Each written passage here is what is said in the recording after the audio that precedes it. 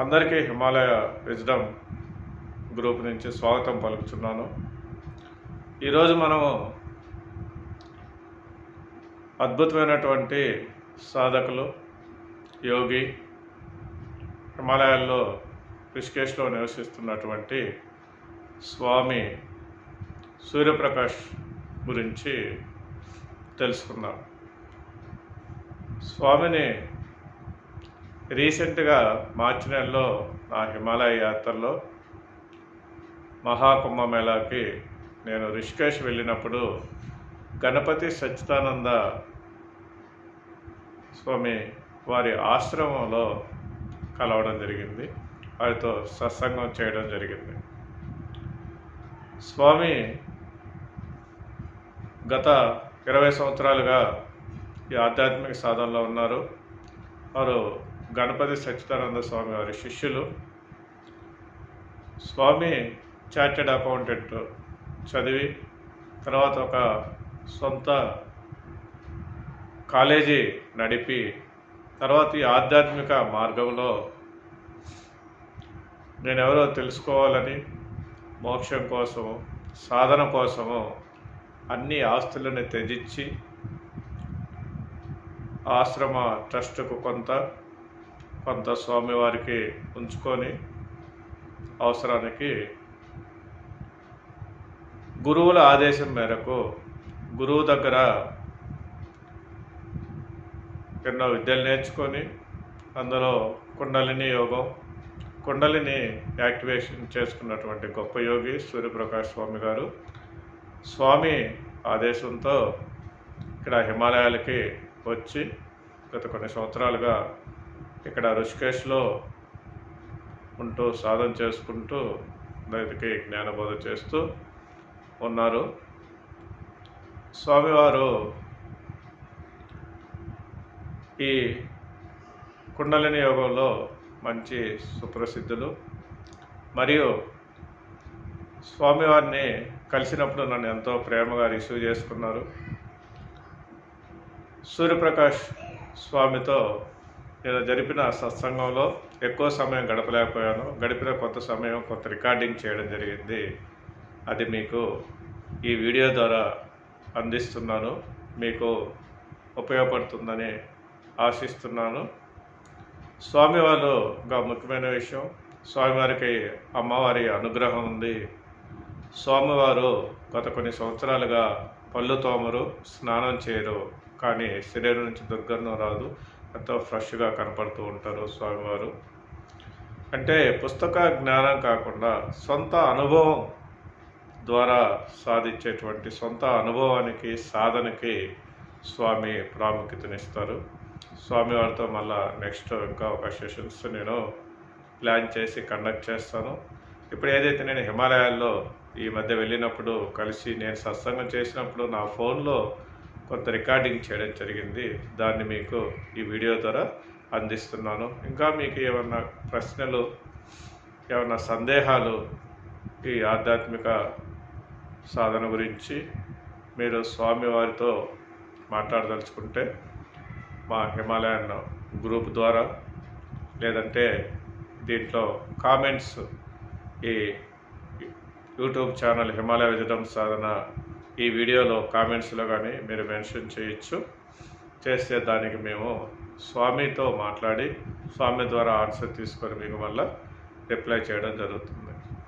కాబట్టి మీ అందరికీ ఈ వీడియో ద్వారా సూర్యప్రకాష్ స్వామి సందేశాన్ని అందిస్తున్నాను. Thank you very much. కొందరిని ఆత్మవిచారణ మార్గంలో పెట్టారు, కొందరికి కుండలిని జాగృతి చేశారు. ఎవరికి కుండలిని జాగృతి చేశారు అనే వాడికి నోరిపి బయటకు చెప్పడానికి పర్మిషన్ ఉంది. సో ఎవరేం సాధన చేస్తున్నారో, మన జీవితంలో జరిగిన అనుభవాలు, మనకు వచ్చిన శక్తులు, ఈ రెండూ కూడా పూర్తిగా రహస్యంగా పెట్టండి అని ఆయన ఆజ్ఞించున్నారు. కాబట్టి ఎవ్వరూ మాకు కుండలిని జాగృతి అయిందన్నమాట బయట చెప్పారు. కానీ దత్త సాంప్రదాయం 12 సంవత్సరాల్లో 3 నాట్స్ విష్ణు గ్రంథి, బ్రహ్మ గ్రంథి, విష్ణు గ్రంథి, రుద్ర గ్రంథి చేసేసి సహస్రారంలోకి వెళ్ళిపోవడం దత్త సాంప్రదాయంలో ముఖ్యం. శ్రీ విద్యోపాసన, అమ్మ త్రిపుర శ్రీ విద్యోపాసన ద్వారా కుండలిని కొందరు జాగ్రత్త చేస్తారు. శ్రీ విద్య శ్రీ విద్యా ఉపదేశం. మెయిన్ అది. షోడశి మంత్రం అంటే ఏంటి సార్? ఇవన్నీ శ్రీ విద్యోపాసన చేసేవాడికి మనం ఇచ్చే మంత్రాలు. మొదటి బాల మంత్రం ఇస్తారు, తర్వాత ఇంకోటి ఇస్తారు, తర్వాత నేను శ్రీ విద్యోపాసన మార్గంలో కాదు. నేను చేసిన సాధన అంటే నేను ఆత్మవిచారణ మార్గంలో వెళ్ళానా, కుండలిలో వెళ్ళానా, ఎంతవరకు వచ్చాను అన్నది నేను చెప్పడానికి పర్మిషన్. మెడిటేషన్ కూడా చేస్తారు సార్? మెడిటేషన్ కూడా చెప్తారా? నేను ఎవరికి ఏం చెప్పను. మీ దాంట్లో స్వామీజీ మెడిటేషన్ కూడా చేయిస్తారు? మెడిటేషన్ అంటే అసలు హిందూ సాంప్రదాయంలో మెడిటేషన్కి ఉన్న ప్రాధాన్యత ఏంటి అంటే అడ్వాన్స్డ్ ప్రాక్టీస్. మెడిటేషన్ అనేది ధ్యానం అడ్వాన్స్డ్ ప్రాక్టీస్. దాని ముందర దానికి మెడిటేషన్ కూర్చోగానే మెడిటేషన్ కాదు, డిస్టర్బెన్స్ వస్తుంది. దానికి అది రాకుండా ఉండాలి అంటే ముందు కొన్ని ప్రిపరేషన్స్ ఉన్నాయి. మనకి నచ్చిన ప్రిపరేషన్ మనం తీసుకోవచ్చు. హిందూ ఇప్పుడు మన శంకర సాంప్రదాయం ఉంది కదా, ఆది శంకరాచార్య అద్వైతం వాళ్ళు, మేము కూడా మాది కూడా అద్వైతమే. మా దాన్ని శాక్త్య అద్వైతం అంటారు. శక్తి ఉపాసించేవాళ్ళని ఉపాసించేవాళ్ళని శాక్తేయులు ఉంటారు. ఇంగ్లీష్లో శాక్తిజం అని కొడితే వస్తుంది వికీపీడియా. వాళ్ళు శాక్త్య అద్వైతం, వాళ్ళకి శంకర అద్వైతం. రెండు దాదాపుగా ఒకటి, లోపల కొద్దిపాటి తేడా ఉంటుంది. రెండు ఒకటి, దాదాపుగా ఒకటి. ఈ రెండు పీఠాలకి కూడా చాలా సన్నిహిత సంబంధం ఉంది. వీళ్ళిద్దరిది కూడా పద్ధతి ఏంటంటే, నువ్వు ధ్యానానికి వెళ్ళే ముందర ప్రిపేర్ కా. ఎట్లా? వీళ్ళు ఒక పద్ధతి, చాలా పద్ధతులు ఉన్నాయి. అందులో మెయిన్గా చెప్తే కర్మయోగం, భక్తి యోగం. కర్మయోగం అంటే ఏంటంటే ఏమి ప్రతిఫలం ఏదొస్తే అది అని మనం ప్రతిఫలం గురించి వర్రీ కాకుండా, అంటే బిజినెస్ చేస్తున్నాం, ప్రాఫిట్ వస్తే రాని ఆనందం లేదు, నష్టం వస్తే ఏడుపు లేదు అని బిజినెస్ చేసామనుకోండి, టెన్షన్ ఉండదు. ప్రాఫిటే కావాలంటే టెన్షన్. సో అది కర్మ అవుతుంది, ఇది కర్మయోగం అవుతుంది. కర్మయోగం చేసుకోవడం వల్ల మైండ్ కూల్ డౌన్ అవుతుంది. తర్వాత భక్తి యోగం, ఒక గురువుని ఆశ్రయించి మంత్రం తీసుకొని ఆ మంత్రం చేసుకుంటూ పోతే మైండ్ కూల్ డౌన్ అవుతుంది.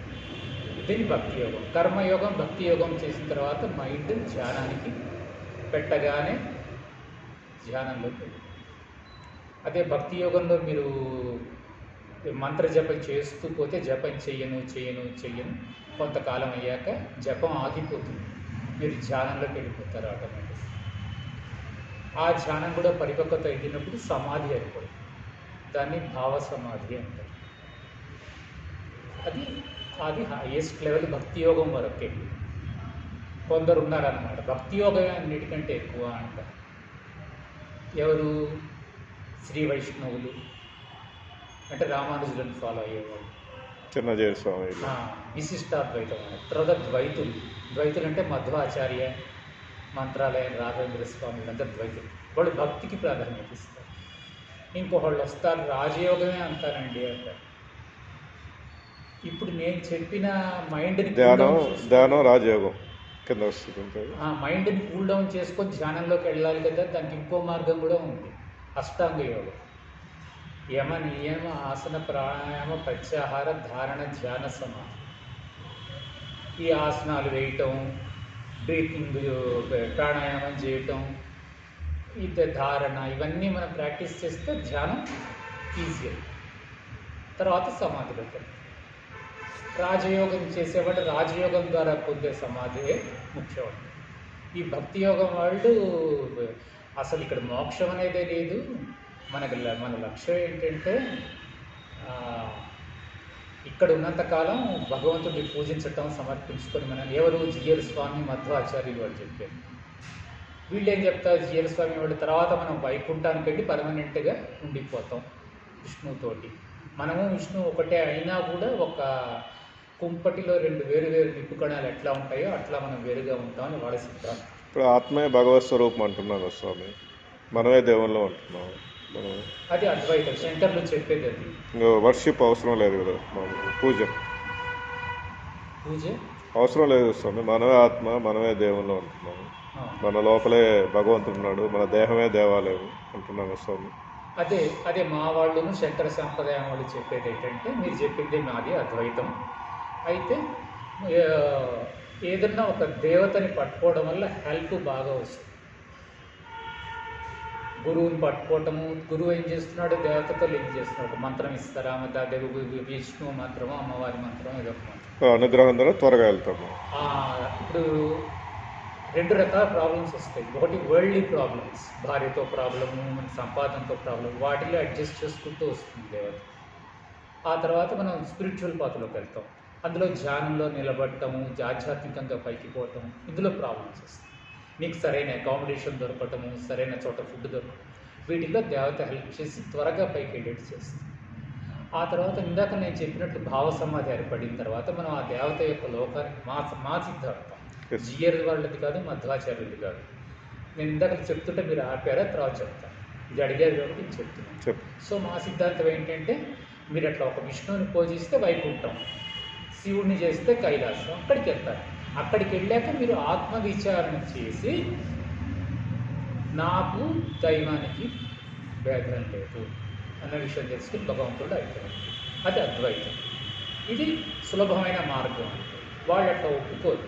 అసలు ఎవరు మధ్వాచార్యులు వాళ్ళు ఏం చెప్తారంటే, హరే రామ హరే కృష్ణ వాళ్ళు అసలు దేవుడే మనిషి కాదు, జీవుడు వేరు దేవుడు వేరు, కలవరు కాదు, కలవరు, వీడు చెప్పేదంత అబద్ధం, వాళ్ళు మోసగాళ్ళు, వాళ్ళు cheats, they are cheats and demons అని చెప్పారు శ్రీల ప్రభు వారు. ఇస్కాన్ వల్ల శ్రీపాల ఎవరిని ఆచరించారు డిక్టేటర్. అయితే they are cheats and demons అంటే, డీమన్స్ అంటే పిశాచాలు. అద్వైతం చెప్పారు. ఈ సిద్ధాంతమే తప్పు. ఇదంతా కూడా మూర్ఖులు కొందరి కోసం చెప్పడం కోసం తప్పుగా పట్టిస్తున్నారు హిందూ మతాన్ని. హిందూ మతంలో ఇట్లా చెప్పలేదు అసలు అండి. మన చివరి లక్ష్యం ఏంటంటే, పైన్నిటికంటే పైన ఉన్నది గోలోకం. శ్రీకృష్ణుడికి ఎప్పుడూ దాసుడిగా ఉండిపోతాం మనం, అదే మన లక్ష్యం. మేము దాన్ని ఒప్పుకుంటాం. భగవంతుడు దాసుడిగా పర్మనెంట్గా పెట్టుకోడు, తనలో ఐక్యం చేసుకుంటాడు. తర్వాత జీవాత్మ మనమే దేవుడు అనే విషయం తెలుస్తుంది అన్నది మా సిద్ధాంతం. కృష్ణుడు తప్పితే వేరే వాళ్ళు యాక్సెప్ట్ చేయరు. వాళ్ళు పైన గోలోకం ఉందంట, భూలోకం, భువలోకం, ఆవు ఏదో భువర్ణలోకం, సువర్ణలోకం అయ్యింది. గోలోకం అంటే శ్రీకృష్ణుడు ఉండేది గోలోకం. దానికి వాళ్ళు పురాణాల్లోంచి కొన్ని ప్రమాణాలు చూపిస్తారు. వీళ్ళ దగ్గరికి వెళ్ళారనుకోండి, ఎప్పుడు వెళ్ళా నేను గోలోకం ఇదే. ఈ వైష్ణవులు వెళ్తారు, వైష్ణవుల దగ్గరికి వెళ్ళారనుకోండి మీరు, వెళ్తే వాళ్ళు ఏమంటారు, వైకుంఠం పైన ఉందని. శైవుల దగ్గరికి వెళ్ళారనుకోండి, పైన కైలాసం ఉంది. ఇప్పుడు ఈ జ్ఞానయోగం స్వామి వేదాల ఉపనిషత్తులను బట్టి తత్వ విచారణ వాళ్ళు దేని కింద వాళ్ళు ఏం చెప్తారు? దాంట్లో 2 విభాగాలు ఉన్నాయి. ఒకటి ఏంటంటే ఆదిశంకరులు ఫాలో అయింది. ఇట్లా మొత్తం 72 మతాలు, సిద్ధ మతము, కైలాశాస్త్రం వీళ్ళంతా చెప్తుంటారు. వాడిది ఆదిశంకరాచార్య. ఆదిశంకరాచార్య శంకర మఠ్, కైలాసాశ్రమం, ఇక్కడ దర్శనామి సాంప్రదాయం అని అఖాడాలు ఉన్నాయి. వాడు చెప్పేది ఏంటంటే, అసలు ఏమైందంటే, ఇట్లా ఇవి మెయిన్ 6 మతాలు కాకుండా, 6 మతాలు ఏవంటే షణ్మతాలు, వినాయకుడు, గణపతి, కుమారస్వామి, అమ్మవారు, విష్ణువు, శివుడు. ఇవి మెయిన్ 6 మతాలు.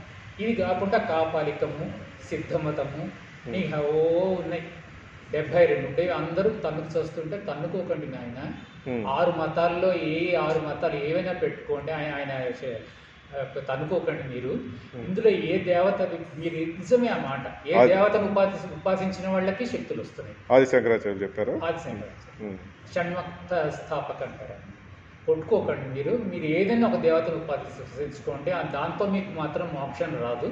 నేను ఇందాక చెప్పిన భావ సమాధి ఏర్పడుతుంది. ఆ తర్వాత మీరు ఆత్మవిచారణ చేయడం వల్ల మాత్రమే మీకు మోక్షం. దీనిని మేము కూడా యాక్సెప్ట్ చేస్తాం. ఈ పద్ధతి ద్వారా మోక్షం వస్తుందని యాక్సెప్ట్ చేస్తాం. అయితే మేము శాక్తేయులు, కౌల. శాక్తేయులు అంటే అమ్మవారి ఉపాసనకి కుండలిని జాగృతి చేసుకుని మళ్ళీ కుండలిని జాగృతి చేసిన వాళ్ళు కూడా అదే స్థితికి వెళ్తారు. ఆత్మవిచారణ ద్వారా ఎవరైతే చేరుతారో, ఈ బౌద్ధులు కూడా అందులోకి వెళ్తారు. బౌద్ధులు చేసేది కూడా వాళ్ళని దేవుడిని ఉపాసించకుండా డైరెక్ట్గా దీంట్లోకి వెళ్తారు, ధ్యానంలోకి. పరమాచార్యులు వారు కాంచి స్వామి చెప్పి అట్లా చేయడం చాలా కష్టము, అది ఆఖరికి చేరుకోవాల్సిన స్టేజ్. ముందర ఇవి చేస్తే అది సులభం అవుతుంది, త్వరగా మీరు పొందొచ్చు. కానీ అది కూడా వ్యాలిడ్, బౌద్ధ మతం ద్వారా పొందేది కూడా వ్యాలిడ్, జీవన్ముక్త అవస్థ పొందొచ్చు. అని చెప్పి మా స్వామి కూడా చెప్పారు. ఆదిశంకరులు కూడా యాక్సెప్ట్ చేసిన విషయం అది. అయితే వేదాంత పరంగా వాళ్ళకి కొన్ని అద్వైతానికి దానికి భేదాలు ఉన్నాయి. బౌద్ధం చెప్పేదానికి దానికి ఎందుకంటే అసలు బుద్ధుడు ఏం చెప్పాడు ఎవరికి తెలియదు. తర్వాత దాన్ని మహాయానము, హీనయానము, రకరకాల బ్రాంచీలు వచ్చినాయి. అంతేకాకుండా బుద్ధుడు నేను మళ్ళా వస్తున్నా, నేను మైత్రేయ బుద్ధుడిని అని చెప్పాను. నేనే మైత్రేయ బుద్ధుడిని అంటే ఇంతవరకు చరిత్రలో 6 వచ్చాను. నేను అవును చెప్పాడు, నిజమే మైత్రేయ బుద్ధుడు వస్తాడు, నేనే మైత్రేయ బుద్ధుడు అంటూ వస్తున్నాడు వరుస పెట్టి. ఆ తర్వాత వాళ్ళతో ఇంకోటి గొడవలు పడుతున్నారు. అసలు బుద్ధుడు ఏం చెప్పాడో, యేసుక్రీస్తు ఏం చెప్పాడో ఎవరికి తెలియదు. తర్వాత అవన్నీ ఈ క్రిస్టియానిటీలో 100 బ్రాంచెస్ వచ్చినాయి, బుద్ధిజంలో 100 బ్రాంచెస్ ఎవరు బిజినెస్ వాళ్ళు ఎవరిది వాళ్ళకి అయిపోయింది. శూన్యవాదులు అని ఉంటారు వాళ్ళు, దేవుడు అద్వైతాన్ని ఒప్పుకోరు. బౌద్ధుల్లో శూన్యవాదులు అంతా శూన్యమే అంటే లేదు, అంతా శూన్యం కాదు, ఆ చివరికి కాన్షియస్నెస్ మనకు ఉంటుంది అని మా సిద్ధాంతం. ఎన్ని రకాల కొద్ది కొద్ది మార్పులతో లేదు. మీరు అక్కడ ఆపేసేస్తాను. ఋషికేష్కి హిమాలయాలకు ఎట్లా వచ్చారు చెప్పలేదు. ఋషికేశ్ ఎలా వచ్చారో చెప్పలేదు. నేనైతే చెప్పాను, ఋషికేశ్కి చెప్పాను. ఆ అమ్మ చనిపోయిన తర్వాత నేను ఇందాకే చెప్పానమ్మా, నా తప్పైతే లేదు. అట్లా ఎందుకు తర్వాత మాట్లాడు. నేను ఖాళీగా ఉన్నాను.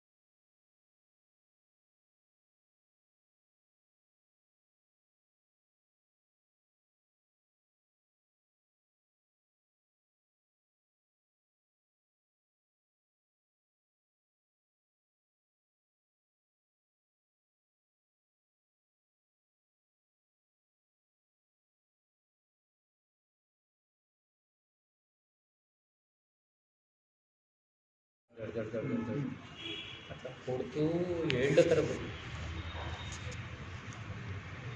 ఇప్పుడు కొట్టట్లేదు, కానీ దాని ప్రభావం దాని పని చేసుకుంటూ వెళ్తూనే ఉంది. ఇంకా ఆ కొన్ని ఏళ్ళు అంటే అది కొడుతూ ఉన్నంత కాలము ఫ్లో అయింది లోపలికి వచ్చి మార్పులు వచ్చినాయి. వాటికి శాస్త్రీయమైన నామాలు కూడా ఉన్నాయి, కానీ నాకు పర్మిషన్ లేదు చెప్పడానికి. ఇదే కాదు, ఈ దీక్ష ఇచ్చిన ఎవరికీ పర్మిషన్ లేదు. ఆయన ఎక్కడ లండన్లో ఉన్నారు ఆ రోజు. దూరం నుంచి ఇవ్వగలరు, శక్తిపాతం ఉంటారు. ఒకసారి ఏదైనా చిన్న ప్రాబ్లం ఉంటే ఒకసారి ఎనర్జీ క్రాస్ చేస్తే దాన్ని శక్తిపాతం అంటారు. కంటిన్యూస్ ఎనర్జీ ఫ్లోయింగ్ మహాశక్తిపాతం. అది అంటే నేను సాధన చేసుకోలేకపోయాను కాబట్టి ఆయన దాన్ని ఇచ్చేసింది. అమ్మవారి అనుగ్రహం అది. అమ్మవారు మనం పూర్వజన్మల్లో చేసిన పాపాల వల్ల ఈ రోగాలు వస్తాయి. మంచి కర్మల వల్ల ఎవరో ఒక మహాత్ముడి కాళ్ళ మీద వెళ్ళి పడతాం. అమ్మవారు చూపిస్తుంది ఒక మహాత్ముడిని. ఆయన పాల్ బ్రంటన్కి రమణ మహర్షిని చూపించారు. ఇంకా ఎంతోమంది ఇట్లా చరిత్రలు. వివేకానందుడికి రామకృష్ణ పరమహంస ఒక్క వివేకానందుడే కాదు, ఆయన డైరెక్ట్ డిసైబుల్స్ చాలామంది ఉన్నారు. అలానే రమణ మహర్షి వల్ల ఎంతోమంది జడ్జీలు, పెద్ద పెద్ద పదవులు చేసిన వాళ్ళు చాలా సులభంగా ఆత్మసాక్షాత్కారం పొందారు. ఇట్లా కూర్చుంటే ఆత్మసాక్షాత్కారం మీకు ఇచ్చేసారు. మీరు కావాలంటే రమణ మహర్షితో అనుభవాలు, ఎక్స్పీరియన్సెస్ విత్ రమణ అని ఇంగ్లీష్లో ఉంటుంది. ఆ బుక్ చూడండి. అందులో ముఖ్యంగా మీరు పాల్ బ్రంటన్ చదవండి. ఆత్మసాక్షాత్కారం ఇస్తున్నప్పుడు మనిషికి ఎట్లా అవుతుంది, ఎట్లా మార్పులు వస్తాయి. ఆయన ఆత్మవిచారణ మార్గంలో వెళ్ళేవారు. ఆయన ఇచ్చారు. పాల్ బ్రంటన్ తన ఎక్స్పీరియన్స్ మొత్తం రాశారు 3 పేజీలు. సరే అండి. ఎవరో ఒక మహాత్ముడి దీని మీద నేను ఒక మార్గంలో ఎన్నో మార్గాలు ఉన్నాయి. మోక్షం పొందడానికి ఎన్నో మార్గాలు ఉన్నాయి. నేను ఒక మార్గంలో బ్రీఫ్గా దాని మీద ఇంకా ఇక్కడికి ఎలా వచ్చారు స్వామి? ఇక్కడ ఋషి హిమాలయాస్ 2015లో అమ్మ చనిపోయింది. 2016 జూన్ 16 అమ్మ చనిపోతే నేను నా ఆస్తి మొత్తం రాసి ఇచ్చేసాను. నా ఆస్తి ఎంత లేదు, 23 లక్షలు. అమ్మ అంటే మీ అమ్మగారు? మా అమ్మ. నాన్నగారు 2005లోనే చనిపోయారు. రాసి ఇచ్చి అంటే నా ఆస్తి అంటే నా ఫ్లాట్ ఇచ్చేసాను. అక్కడ ఇన్ఫర్మేషన్ సెంటర్ ఖాళీ చేయాల్సి వచ్చింది. మాదంటే ట్రస్టీ వచ్చారు, నాయన నీకేముంది ఇన్కమ్, నాకేం ఇన్కమ్ లేదు, ఓ పిచ్చేళ్ళే ఉన్నారే, పెద్ద పెద్ద వాళ్ళే ఇవ్వట్లేదు అని చెప్పి స్వామీజీకి వెళ్ళి ఆయన చెప్పారు, నారాయణ గారు తీసుకోకండి, ఆయన దగ్గర ఏం లేదు. మీ అంటే మీ 23 లక్షలు అంటే ఫ్లాట్ ఇచ్చారా క్యాష్ మీరు? అంటే గోల్డ్ కొంచెం ఉంది, మీకు అది ఫ్లాట్. అమ్మ గోల్డ్ ఉంది. మీ ఊర్లో ఉన్నది? మీ ఊర్లోనా? హైదరాబాద్ సిటీ. సనత్ నగర్లో ఉండేవారు. సనత్ నగర్లో పెద్ద ఇల్లు ఉండేది. నాన్న చనిపోయినప్పుడు సేల్ చేసాం. అమ్మకి క్యాన్సర్ ట్రీట్మెంట్ అదంతా అయింది. నేరేడుమెట్లో 10 ఏళ్ళు ఉంది. అక్కడ ఫ్లాట్ ఉంది. సనత్ నగర్లోకి ఈరోజు 1.5 crore ఉంది. సరే స్వామీజీకి రాసి తీసుకోవాలి. తీసుకోక ఏదో అమ్మ కొంచెం ఇమ్మంది, ఎంతవరకు తీసుకున్నారు. తీసుకొని బ్యాంక్లో డిపాజిట్ చేసుకొని మీకు అవసరం అవుతుంది అని చెప్పి. మీరు ఎక్కడ స్వామి? మీరు ఎక్కడ ఉంటారు? ఈ దగ్గరలోనే ఒక గుడ్డ తీసుకుని గుడ్లో తీసుకుని ఉంటుంది. జయకృష్ణ చెప్పనే కంటిన్యూషన్ చెప్పిన మధ్యలో ఇక్కడే ఉండేవాడిని. ఇక్కడ ఏమైందంటే కిందవన్నీ పెద్ద రూమ్స్, ఫస్ట్ ఫ్లోర్లో ఏమో చిన్న రూమ్. కొంచెం ఫస్ట్ ఫ్లోర్ ఇబ్బంది అవుతుంది అప్పుడప్పుడు అని అక్కడ తీసుకున్నాను. అక్కడ అద్దెకు కొంచెం హెల్ప్ చేయడానికి కూడా పిల్లలు ఉంటారు అక్కడ. సో అది కూడా ఆశ్రమం ఇల్లు? ఆశ్రమమే. ఆశ్రమం అన్న మాట ఎప్పుడు అందులో ఒక మహాత్ముడు సిద్ధి పొందాడు, గొప్ప మహాత్ముడు ఇక్కడ సాధన చేశాడు. పక్కన స్వామి ఇక్కడి నుంచి 1 కిలోమీటర్. ఇప్పుడున్న ఆయన అంత సాధకుడు కాదు, అది ఒక, అందుకని నేను గుడి అన్నాను. ఆశ్రమం ఉన్న పదం అంటే అక్కడ మంచి సాధకులు ఎవరైనా ఉంటే ఏమైనా చెప్తారు. ఆయన నాకు అకామిడేషన్ ఇచ్చి పేమెంట్ మీద భోజనం ఇక్కడికి వస్తుంది. ఇక్కడ సాయంత్రం వస్తాను, ఒక్కోసారి బయట. ఇక్కడ 10 చోట్ల ఫ్రీగా పెడతారు. ఇక్కడ ఋషికేశ్లో 10 చోట్ల. ఎక్కడైనా ఒక చోట 4, ఒక చోట 5. రైస్ ఎక్కడైనా దొరుకుద్దా స్వామి? రైస్ 12 గంటలకు ఆంధ్ర ఆశ్రమంలో చోపిస్తారు. ఎక్కడ స్వామి? ఆంధ్ర ఆశ్రమం. ఇక్కడి నుంచి 1 కిలోమీటర్. ఇది ఆంధ్ర నిర్వహణ ఆశ్రమం? ఆంధ్ర నిర్వహణ కాదు, ఇదే రోడ్డు, హరిద్వార్ రోడ్డు, ఆంధ్ర ఆశ్రమం అంటే అందరికీ తెలుసు. 100 రూపాయలకి రూము, 300 రూపాయలకి రూమ్స్. భోజనం పోయి చేయొచ్చు అక్కడ? భోజనం అంటే మధ్యాహ్నం 12 గంటలకి సాంబార్ రైస్, పెరుగన్నం పెడతారు. సాయంత్రం 4:30కి ఇంత గుండిగా ఒక అతను తీసుకొచ్చి త్రివేణి ఘాట్లో కూర్చుంటారు. అందులో రైస్ ఇది కలిపి కిచిడి, వెజిటబుల్స్, బఠానీలు అన్నీ కలిపి మధ్యాహ్నం బాగా చేసి పెడతారు. మీరు రైస్ అడిగారు కాబట్టి ఈ 2 చోట్ల రైస్ దొరుకుతుంది. మధ్యాహ్నం మనం అమౌంట్ ఇచ్చి తినొచ్చు అక్కడ. ఇక్కడ ఆంధ్ర ఆశ్రమం అమౌంట్ ఏ ఉండదు అక్కడ, ఫ్రీ. అందరికీ సాధువులందరికీ ఫ్రీ, కూడా ఫ్రీ పెడతారు. పక్కనే చాలా అమౌంట్ ఇచ్చేవి హోటల్స్ ఉన్నాయి, కానీ ఇంత బాగా ఉండవు రూమ్స్. పక్కనే 2 ఆంధ్ర కేఫ్, మెడ్రాస్ కేఫ్ అని ఉన్నాయి పక్కన, మనదే దొరుకుతుంది. అయితే ఇక్కడ ఈ డ్రెస్ కానీ తెల్ల డ్రెస్ కానీ వేసుకున్న వాళ్ళకి ఆశ్రమం ఉంది. కొన్ని ఉన్నాయి. పొద్దున్న, మధ్యాహ్నం, సాయంత్రం మంచి భోజనం. అక్కడికి పోయి భోజనం చేస్తాం. మన రైస్ పెట్టి రైస్ కూడా ఉంటుంది. ఒకరోజు రైస్, ఒకరోజు కిచిడి. రైస్ అంటే రైస్ అండ్ రోటీ 2 ఉంటాయి. బండారాలు అవి ఉంటాయి, స్వీట్స్, మంచి భోజనం లభిస్తుంది 3 పూట్ల.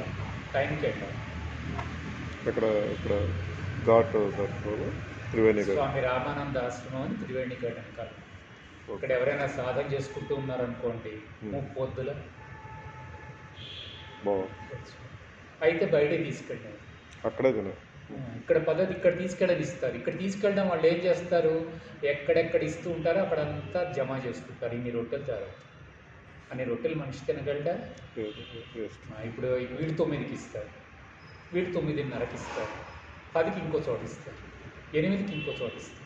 అవన్నీ చోట్ల తిరుగుతారు. ఆ తర్వాత బండారా అంటారు. మీలాంటి వాళ్ళు ఎవరో వస్తారు సిటీ నుంచి డబ్బున్న వాళ్ళు, వచ్చారంటే బండారా అంటారు. బండారా అంటే సాధువులందరినీ పోగేసి వాళ్ళకి భోజనం దక్షిణం. దానికి పర్చీలు ఉంటాయి, అవి ఇస్తే ఇవన్నీ తీసుకొని మళ్ళీ అక్కడికి వెళ్ళి అక్కడ స్వీట్లు వేసుకొని తిని దక్షిణ తీసుకుని అదే పనిగా సాధన ఉండదు, ఏముండదు. ఏ సాధన చేస్తారు? 4 దగ్గర భోజనం. అది ఈ రొట్టెలన్నీ తీసుకెళ్ళి ఏ పేదవాళ్ళకు అక్కడ ఇచ్చుకొని ఏ డబ్బులో తీసుకుంటారు. ఎక్కువ అట్లాంటి వాళ్ళు ఉంటారు. కొందరు సాధకులు బయట ఉన్నారు, తక్కువ. బయట తిరిగే వాళ్ళలో సాధకులు తక్కువ. మీకు సాధకులు కావాలంటే దయానంద ఆశ్రమం మన వాళ్ళు, శివానంద ఆశ్రమం పైన స్వామి బద్రీనాథ్ అక్కడ ఉంటారు, సాధన ఇక్కడ ఉంటారు. స్వామీజీ వారు ఒక అతన్ని పిలిచి మొత్తం హిమాలయాలు ఇక్కడి నుంచి మానస సరోవర్ దాకా ఇటు బదరి 4 చారధాములు అక్కడ లోపల సాధనలు చేసుకుంటున్న వాళ్ళందరినీ ఎవరెవరు ఉన్నారు, వాళ్ళు ఎక్కడి నుంచి వచ్చారు, వాళ్ళ చరిత్ర ఏంటి, వాళ్ళ అనుభవాలు ఏంటి, ఇదంతా ఒక్కొక్కడికి 2 పేజీలు. అట్లాగే హిమాలయ మహాత్ములతో సహజీవనాన్ని ఒక బుక్ రాయించారు. ఎవరు రాశారు? స్వామీజీ ఒక ఆయనకి పరివ్రాజ దీక్ష ఇచ్చారు. ఆయన కూడా మా అలాగానే బుక్ మొత్తం తిరిగి బుక్స్ తయారు చేశారు. 3 వాల్యూమ్స్లో వచ్చాయి. ఆ బుక్స్ దొరుకుతాయి సార్ ఇక్కడ మన ఆశ్రమం? ఇక్కడ ఏవి దొరకవు, అన్ని మైసూరు. సచ్చిదానంద అంతర్యాత్ర అని చెప్పి అసలు అంటే ఆయన ముఖ్యం కుండలి. కర్నూలులో దొరుకుతాయి సార్? కర్నూలు టెంపుల్ ఎక్కడ దొరకవు. దొరికితే హైదరాబాద్ కూడా దొరకదు, మైసూర్. తర్వాత మాది ఏంటంటే దత్త సాంప్రదాయం. ఈ సాంప్రదాయంలో ప్రధానము కుండలిని జపం. దత్త సాంప్రదాయంలో అమ్మవారి ఆరాధననే రామకృష్ణ మఠంలో పెట్టారు. చిన్న పిల్లవాడు అంటే ఎవరైనా గుళ్ళకి వెళ్తే వెక్కిరించటం, నవ్వటం, ప్రదక్షిణాలు చేస్తుంటే ఎవరైనా నవ్వటం లేదు నా పరిస్థితి. తర్వాత do you want to realise God you can అని వివేకానంద స్టేట్మెంట్ చదివాను. నిజమా? రియలైజ్ చేసుకోవచ్చు. దాంట్లో వాళ్ళకి స్టడీ చేసుకుంటూ వెళ్ళాను. ఈగో ఉండేది నాకు. సో అన్నీ నాకు వాడు చాలా విషయాలు నచ్చినాయి, కానీ బ్లైండ్ ఫెయిత్తో నేను వెళ్ళలేకపోయాను. వెళ్ళి ప్రశ్నలు అడిగేవాడిని సన్యాసులు. హైదరాబాద్ రామకృష్ణ ఇందిరా పార్క్ దగ్గర ఉంది. వాళ్ళు చెప్పిన వాటిలో చాలా యాక్సెప్టబుల్గా నాకు బ్లైండ్గా నేను వెళ్ళలేకపోయి నా ఇంతటా నేను ఈగో ఉండడం వల్ల ఫిలాసఫీ డెవలప్ చేసి నా మీద అప్లై చేశాను. చిన్నప్పటి నుంచి మైల్డ్గా న్యూరలాజికల్ ప్రాబ్లం, రెన్యూస్లో సన్న ప్రాబ్లం. ఈ 2 కలిసి మొత్తం బ్రెయిన్తో పాటు బాడీ మొత్తం. అప్పుడు నా వయసు 25 సంవత్సరాలు, 22 నుంచి 28 దాకా. అంటే నేను చార్టెడ్ అకౌంటెన్సీ చేస్తున్నాను, వదిలేసేసి నా ఉండేది. ఒకవైపు చార్టెడ్ అకౌంటెన్సీ చేస్తూ ఇంకోవైపు బీకామ్కి టీచ్ చేశాను. సో అది వదిలేసేసి ఇంట్లో వచ్చి కూర్చొని 22 నుంచి 28 దాకా అట్లాగే ఇంకా కథలను ఏం ఫంక్షనింగ్ ఉండదు. మా తక్కువ హెల్త్ ప్రాబ్లం కంప్లీట్ కదిలేదు కూడా. అన్నీ పాడైపోయినాయి, చెడిపోని పార్క్ లేదు. ఇక్కడ నుంచి ముక్కులోంచి కారిపోతూ ఉంటుంది, ఇక్కడ ఎప్పుడు పుట్టు ఉంటుంది, ఇక్కడ ఎప్పుడు పెయిన్ ఉంటుంది, ఇక్కడ నుంచి అలర్జిక్ బ్రాంకైటిస్, కింద నుంచి స్టమక్లోంచి యాసిడ్ కొట్టేస్తుంది. ఒకటిగా పైన బ్రెయిన్ పనిచేయదు. ఇట్లా 28కి ఖర్చు నేను తట్టుకోలేక సూసైడ్ చేసుకోవాలని పర్మనెంట్ డెసిషన్, ఫైనల్ డెసిషన్ వస్తుంది. ఎవరో మెడికల్ షాప్ అతను చెప్పాడు, మెడికల్ రిప్రజెంటేటివ్ ఉంటాడు, అతను ఎవరో ఒక స్వామి దగ్గరికి వెళ్తుంటాడు, రోగాలు బాగా తగ్గిస్తాడు. నాకు తెలియదు. అది చెప్పే ముందర ఏమైందంటే నేను సూసైడ్ చేసుకోవాలని అనుకుంటూ బడి చొడిలో నడుచుకుంటూ వెళ్తున్నాను. వెళ్తుంటే నడిచే దేవుడు అని పుస్తకం కనిపించింది. మీకు బహుశా తెలుసు, కంచి గారు 100 ఏళ్ళు బతికారు, తెలుసా ఆయన? మీరు జయేంద్ర సరస్వతి గారు. శ్రీ చంద్రశేఖరేంద్ర సరస్వతి. చంద్రశేఖర్ ఆయన శిష్యులు జయేంద్ర సరస్వతి. ఆయన 100 ఏళ్ళు బతికారు. నడిచే దేవుడని దేశం మొత్తం ఫేమస్.